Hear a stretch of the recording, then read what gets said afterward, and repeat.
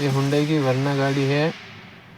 इसमें कस्टमर की ये दिक्कत आ रही है, कस्टमर कह रहा है कि ये गाड़ी चलाता है तब स्टीयरिंग की बहुत आवाज़ आती है। हम चेक करते हैं। ये मैंने इग्निशन ऑन किया, ये गाड़ी स्टार्ट की मैंने।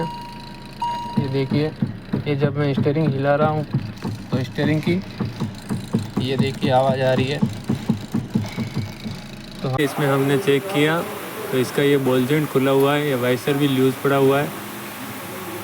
इसमें यही प्रॉब्लम थी, कस्टमर बोल रहा था कि इसका स्टीयरिंग चेंज कर दो मेरे, आवाज़ बहुत आ रही है।